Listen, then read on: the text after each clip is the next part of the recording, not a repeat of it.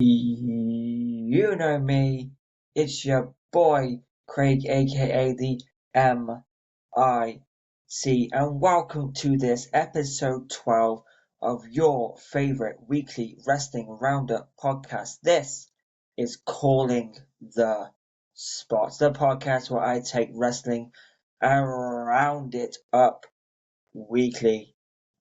On today's episode, we will be talking about Halloween Havoc. We will be discussing main event Jey Uso getting another world title opportunity.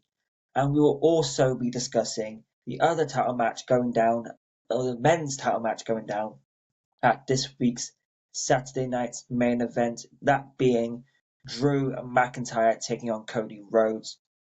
But before we get into it, please go to the YouTube if you're listening on Spotify, click subscribe. All goes towards the algorithm, and as we know, around here, algorithm is king. And of course, if you're listening on Spotify, drop a little like, drop a little comment, share this wherever you share things. Follow me wherever you follow. Links will be in the description. Now have a link tree to make it a lot easier for you, so just go to that link tree and you'll find everything you need to know about Calling the Spots, your favorite weekly wrestling roundup podcast. And now, without any further ado, let's get into it with this past Saturday's Halloween Havoc for NXT. It had a lot going on. I won't do a full in-depth review because honestly, a full in-depth review tends to ruin my enjoyment of shows. But I will give my thoughts, feelings, and opinions, as I usually do, on the show, my favourite matches, all that good stuff. I think maybe going forward we'll start doing a 5 things we learned kind of thing, just to keep it interesting, keep it on topic a little bit. But let's get into it. Kicked off with a banger of a tag team match. Leon Slater and Javon Evans defeating the team from AAA of Mr. Iguana and La Parca. Banger as expected. Cannot fault this match. It was excellent, as we knew it would be with these 4 people involved. I was slightly surprised to see Leon get the pin over Iguana, considering how hot WWE has been on Mr. Iguana since the first was Collide. But I think this shows where they also look where they also see Leon at this stage. Even though, yes, and this is a big reminder, he is a contracted TNA wrestler. He is the current TNA X Division champion. But it was a very, very good match. Very good chemistry between all 4. Does this lead to a title opportunity for Leon and Javon? If what happened later on is anything to go by, then I strongly suggest that that's the way this could be heading. Which I'm not mad about. I'm here for it. I want to see how it goes. But a great, great match. Leon pinning Iguana after a whole heap of stuff happening. But ultimately, Leon getting the pin after the Swanton 450. And I think we have contenders for the NXT Tag Team Championships. Banger. Then it was the men's North American title match. Mexican Day of the Dead match. Ethan Page defending the NXT North American Championship against Triple A's El Hijo del Dr. Wagner Jr., the current reigning Triple A Latin American champion as well, in the Day of the Dead match. Again, enjoyed this one. Banger. It's Ethan picking up the win. Honestly thought it might go the other way with Dr. Wagner Jr. picking up the win. Not to be. As I said, Ethan Page defeating Dr. Wagner Jr. Thought after the first Ego's Edge might be it, but a huge twisted grin off the second rope through a table for Ethan Page to retain the NXT North American Championship. thoroughly enjoyed it. I'm wondering what's next for Ethan Page after this, but it certainly made for an interesting time, and I'm excited to see what happens next.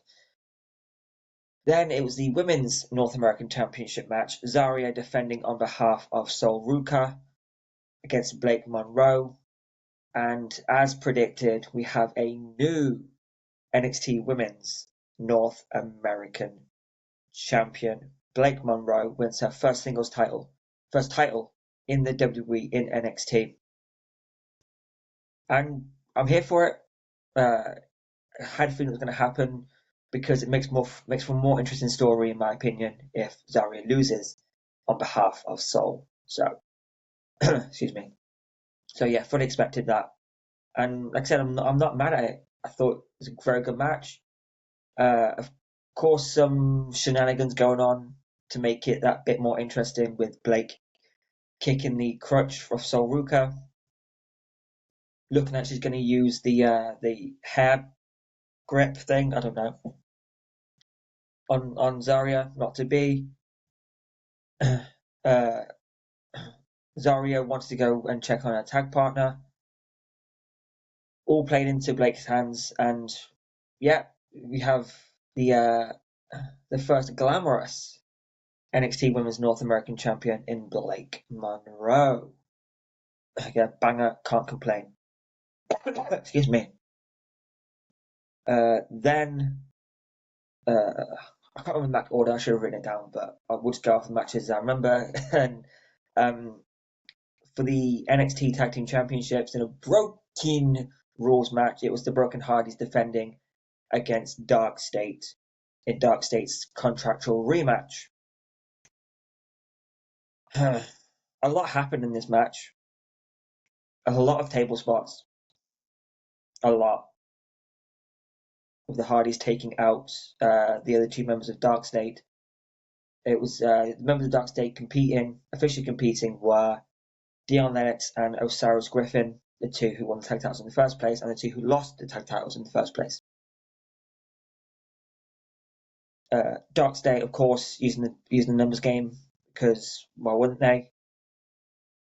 But after a pretty decent Doomsday device from the ladder outside of the ring, in the ring to Jeff Hardy for a table, the Dark State regained the NXT Tag Team Championships over the Broken Hardys. And we got Dark State as Tag Team Champions once again. Because of course, why wouldn't we have a team who are just meh? A team that's Retribution meets the Shield meets Spirit Squad. Why wouldn't we? A bit annoyed that the Hardys just get the tag titles and then lose them. I wonder if it's the same situation we had a few years ago with Zachary Wentz winning the X Division Championship just to take it over to NXT for his match against Wesley. I wonder if the Hardys won the NXT tag titles just to put them on the line in the match against Team 3D at Bound for Glory in the World Final Table match. Makes sense, I suppose, and yeah, people were complaining that those young guns, the Hardys winning the WWE developmental tag titles, but hey, got them back now, and let's see how it goes with Dark State as your tag team champions once again. But yeah, match is fine.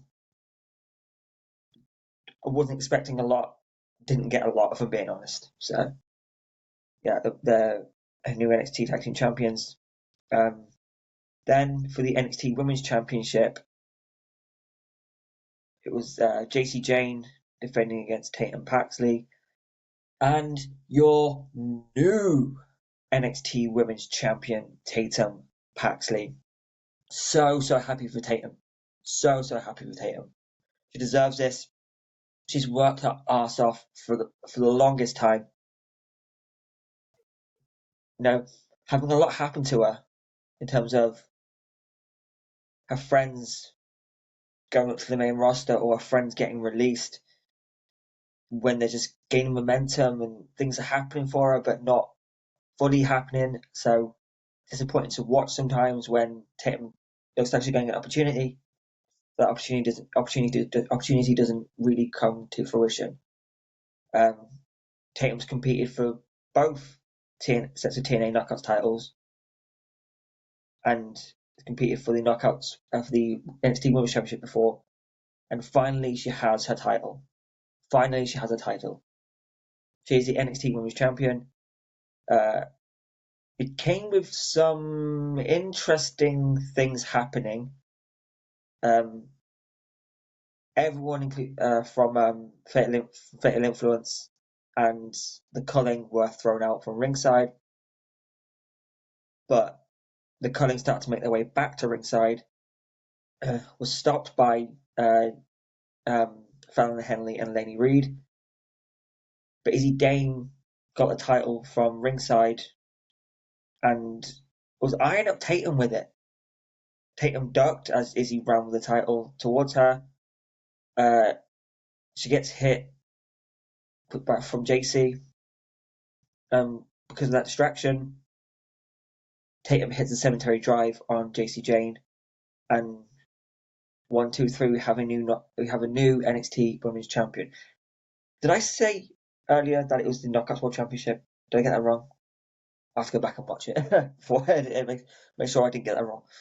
But yeah, we have a new NXT Women's Champion, Tatum Paxley. Buzzing for Tatum. Potentially match of the night for me. Maybe I'm missing something, but potentially match of the night for me. Just really, really well done. And then we'll go to the main event for the men's NXT Championship. Ricky Saints defends against Trick Williams. Ricky Saints retains the NXT Championship. Good match. Not my favourite, but then again, just not the biggest Ricky Saints fan. Not the biggest Trick Williams fan. I was a fan of Ricky Saints, and I still think he's very good. However, this just doesn't feel right. Seeing Ricky with the NXT Championship, again, maybe I'm missing something, but it's certainly makes things interesting. Now Trick isn't in the title picture, or he certainly shouldn't be in the title picture. Who is? Because or I guess we'll find out on Tuesday. Because during the show, it was announced that next week, or I'll get the dates right again, but I'll make sure I'll fix the dates. But coming up is NXT Gold Rush, a 2-week event taking place at the theatre at Madison Square Garden. Titles from NXT, AAA, and TNA will be defended at this event over the 2 nights, over 2 weeks. NXT Gold Rush, I'm looking forward to. It should be fun to watch. But yeah, Ricky Saints retains the NXT Championship. Good show all in all. I like Halloween Havoc. I do miss the spin the wheel, make the deal thing. Thought that made it a bit more interesting, but we move. It was, like I said, decent show. NXT PLEs tend to be, if I'm being honest, they're consistently great pay-per-views, PLEs. So I wasn't majorly surprised that this was as good as it was. But yeah, we move on to the next one. Got quite a bit to happen. NXT this week looks quite good. The finals of the Men's Speed Championship tournament. Yeah, it should be fun. I do just want to touch on quickly though. This is okay, this is a separate thing, I guess, but it's also linked. I want to talk a little bit about the WWE TV product, and one thing that gets on my nerves is the constant announce table spots. Every week they're using the announce table. Every single week, and it's really starting to get on my nerves. You do not need to be putting someone through the announce table on every single show. I don't know who the biggest culprit is for this. I think it's NXT, to be honest. But it happens across every brand. Someone in every match almost, they're using the announce table. They're throwing the stuff off the announce table, throwing the monitors away, throwing the cover off, and teasing someone going through it, or slamming someone's head on it, or putting them through it. We don't need this every week. What is the sense of especially with these new announce tables? You can't be put through them. I swear they've been putting them through. I swear they've been putting them through it more than they were the old ones. Like, why do we need to have this every single week? It's really getting on my nerves. And I don't understand why this has to happen. Like, are these tables sponsored now? Like, are they going to stop? I don't get it. It used to be you used to throw them into the prime hydration station, or another spot is getting on my nerves. Every week, someone's being thrown into the stairs. Every single week. We don't need this every week. What's the purpose of this? And it was a few months ago, and it's starting to come back around now, which is annoying me. Yeah, the Slim Jim tables. They used to get one out in every episode, just so they could say, just so they could Slim Jim could get their quota of tables and get their brand across. Even though everyone knows WWE sponsors Slim Jim, everyone Slim Jim sponsors WWE. Everyone knows this. Everyone. But yeah, we're getting it every week. The constant announce table spots. Don't need them. Really don't need them. The Drew McIntyre ones were interesting, but speaking of Drew McIntyre, let's get into that. Drew McIntyre at Saturday Night's Main Event for the WWE Championship. Cody Rhodes is defending against Drew McIntyre again. For the WWE Championship, it is Drew McIntyre versus Cody Rhodes again. What more needs to happen for Drew McIntyre to become the WWE Champion? Seriously, what else needs to happen? He's been there every week, working his arse off, getting nothing in return for all the stuff he's been doing. Being one of the best characters on the show, facing the good guys, facing the bad guys. He is doing what he needs to be doing. Yet he can't get a huge WWE Championship win in front of a crowd. You go back to Clash at the Castle in Scotland a few years ago. Why couldn't you have beaten Damian Priest? You could have easily put the title back on Priest in the States. What else does he need to do? Yeah, Drew McIntyre hasn't won the WWE Championship in front of a crowd. How has that been allowed to happen? How has that been allowed to happen? And can we have something different other than Cody Rhodes? I don't want to rant too much because it is annoying, but I'm trying not to. I don't want to be one of these channels that just rants for clicks. But Drew McIntyre should have been a WWE champion in the last 2 years. You go back to the first Clash at the Castle in Cardiff. he gets screwed over. Clash at Castle again in Glasgow. Get screwed over.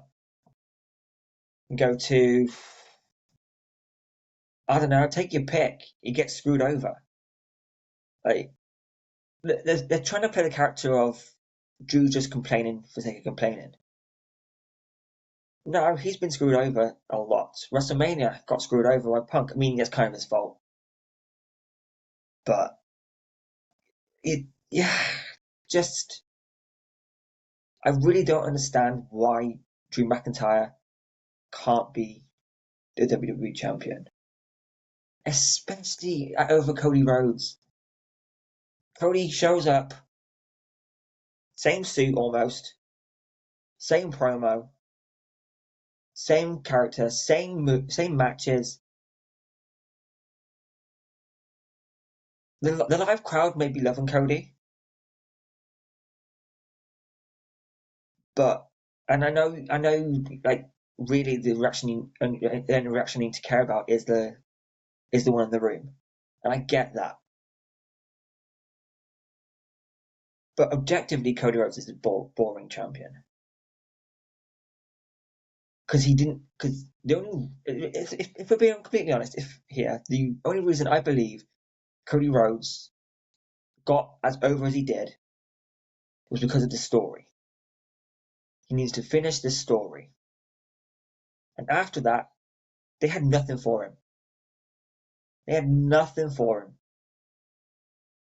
He lost to Cena. Again, made sense. But Cody did not need to win that championship back. Cody did not need to win the WWE Championship back at SummerSlam. He just didn't. Now he's got it again. And it's the same stuff happening. The same matches. We don't need this every week. Cody showing up on both brands every week. It's not, we don't need to be seeing this. Can we have something different, please? Cody Rhodes. It's the same shit, different week. Same shit, different week. With Drew, and this is something we haven't seen in a while. We haven't seen this side of Drew McIntyre as the WWE champion. The fact he hasn't won the championship in front of a crowd is ridiculous. This hasn't won the WWE championship in front of the crowd, I should say, is ridiculous. I don't understand the logic of. Well, there is no logic to it. I can't think of a reasonable logic as to why Drew McIntyre hasn't become the WWE champion yet. Like, again, like, why do we need the referees to be involved this much? It's happening a lot more recently that referees are making silly decisions. We don't need the referees involved this much. Like, it's just. This is Saturday night's main event. Is that when Drew McIntyre wins the WWE Championship? Because personally, I think that's a waste to have it happen there. Now I know if you're in the UK or internationally that this episode of Saturday night's main event is happening and streaming live on Netflix, which is very good. So clearly they're preparing for the John Cena stuff at the next one. That's great. But we're going to have it happen at Saturday night's main event. If it doesn't happen there, does it happen at all? Because if Drew loses, is there any need to carry on giving him another title shot? It all feels a bit gross. And is something that needs to change.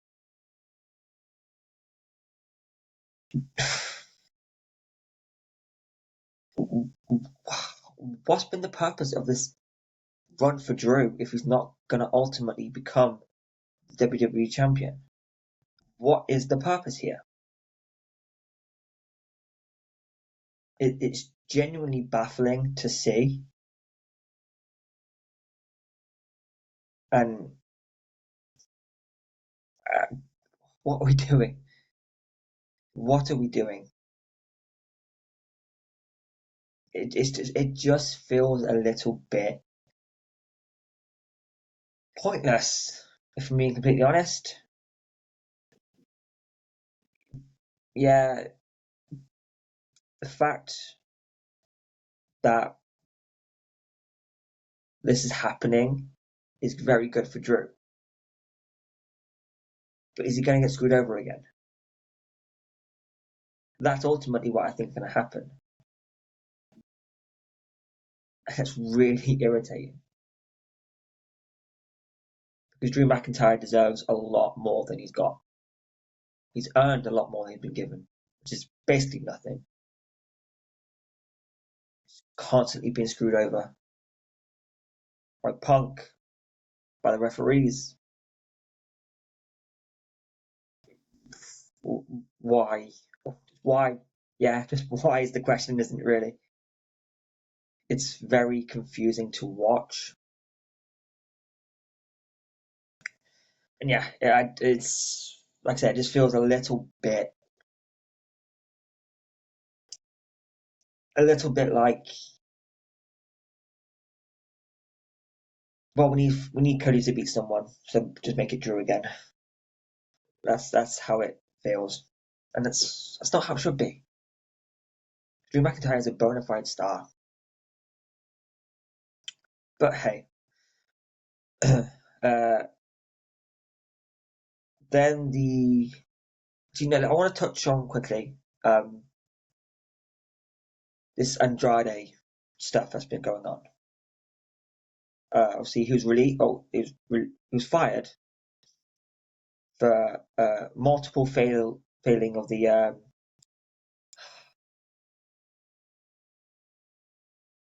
for the drugs test. Essentially, let's just say how it is.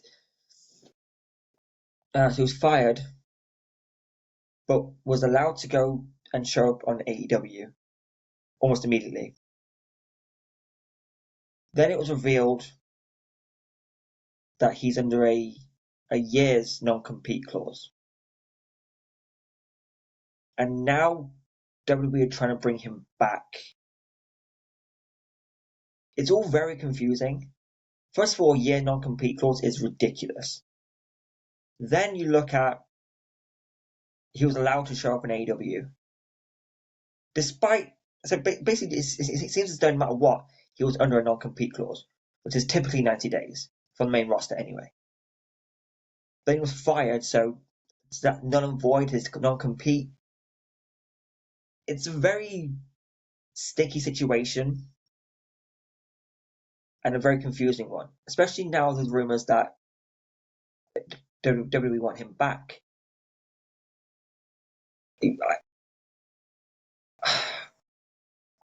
I genuinely don't know what to make of this.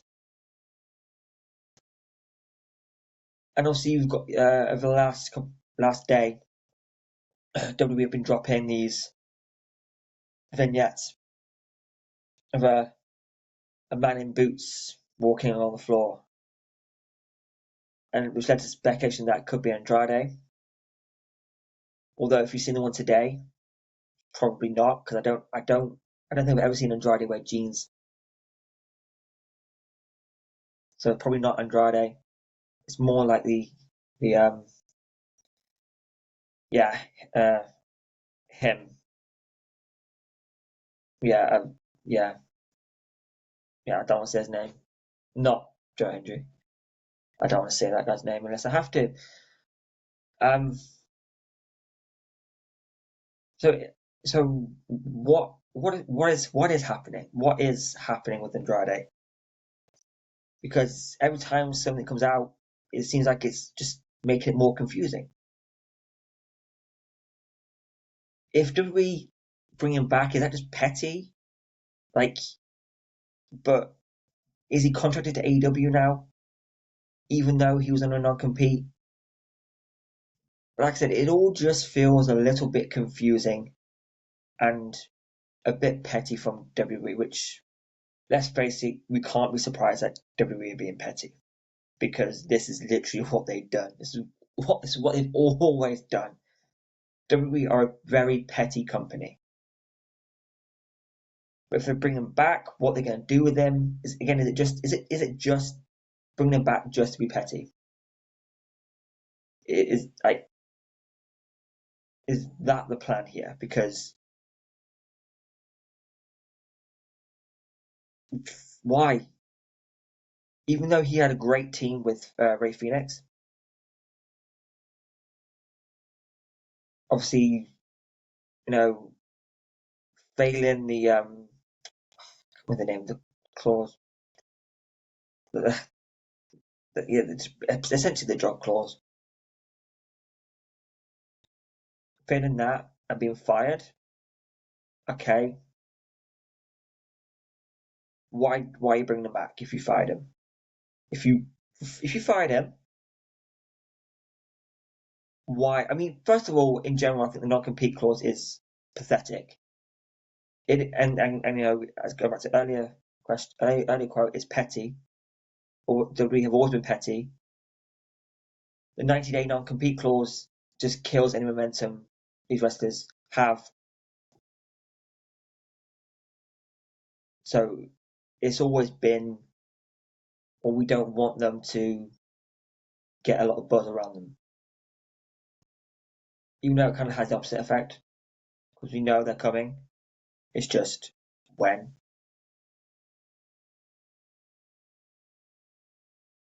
But a year non-compete clause is ridiculous. It's all just very petty from the WWE. What do they do with him if they bring him back? And why fire him if you're just going to bring him back anyway? Yeah, it's, in my opinion, it's petty. It's pointless. Just in general, gross. Yeah, it doesn't sit right. But I guess we'll see what happens potentially tonight, maybe on Monday Night Raw if you're watching this as it airs. Yeah, it just feels a bit okay, fine. And finally, we're going to go back to Saturday night's main event, or back to last Raw. It was a number one contenders battle royal. The winner facing CM Punk after Seth Rollins was stripped of the World Heavyweight Championship. Uh, Jey Uso wins the battle royal and is facing CM Punk at Saturday night's main event for the vacant World Heavyweight Championship. And oh boy, does internet not like that. Oh boy, does internet pissed off. Oh look, I don't want to see this either. Like, I'm a fan of Jey Uso. Believe it or not, I'm a fan of Jey Uso.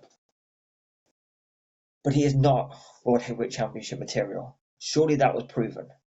Surely that was proven. Yeah, we're back. Jey Uso is once again competing for the World Heavyweight Championship. This time facing CM Punk. Does Punk win? Probably. Am I happy Punk winning? No. Am I happy with Jey Uso winning? No. Are there other people on this roster who deserve an opportunity more than these two? Yes. And I'm not talking LA Knight either, because I don't think LA Knight is World Heavyweight Championship material.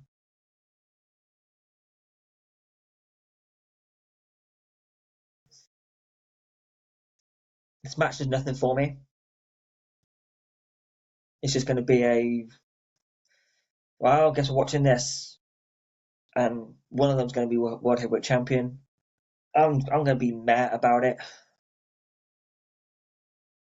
and yet,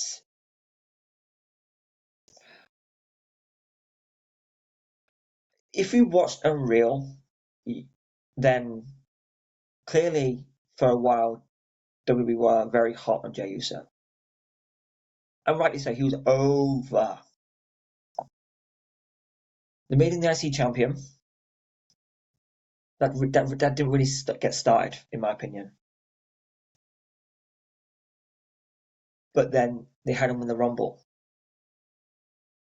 And again, if you watch it in real, you know that after the Rumble, the run to WrestleMania was the time WWE wanted Jey Uso to prove that he could do this. He could be World Heavyweight Champion. I've said on many different podcasts, it's not the best look when your World Heavyweight Champion or World Heavyweight Champion to be is getting blown up during his entrance.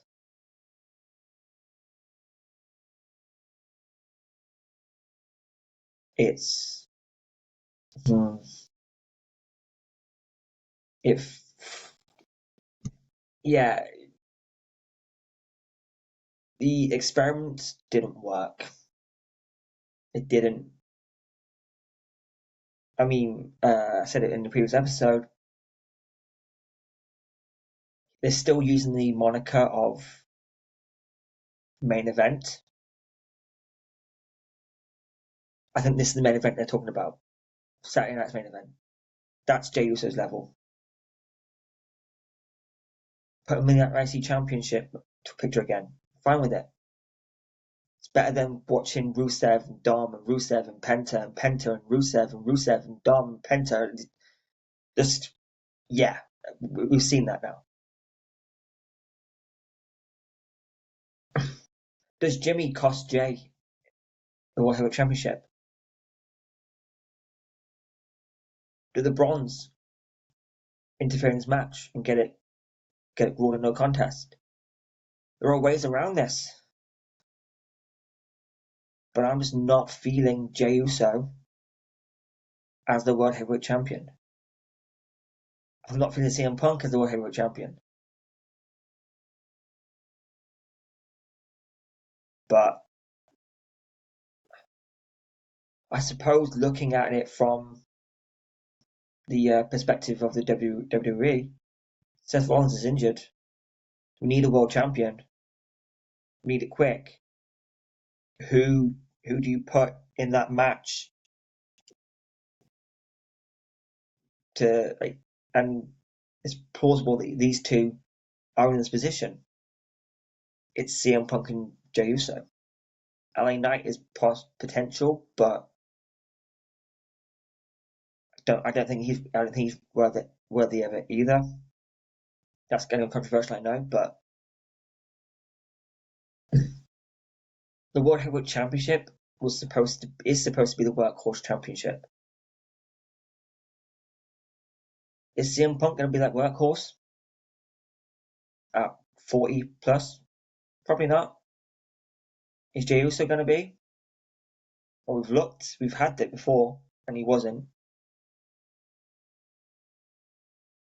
That championship was at its best the two times Seth Rollins held it. But twice Seth had to relinquish it.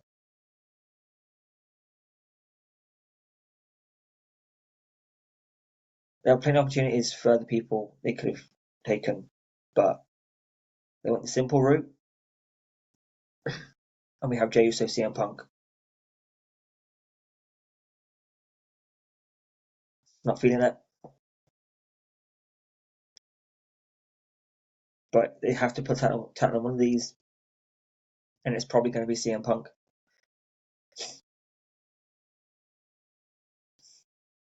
Yeah, uh, yeah, not on. This ain't the one for me. But hey, we move. It's wrestling. There's not a lot we can do when it happens.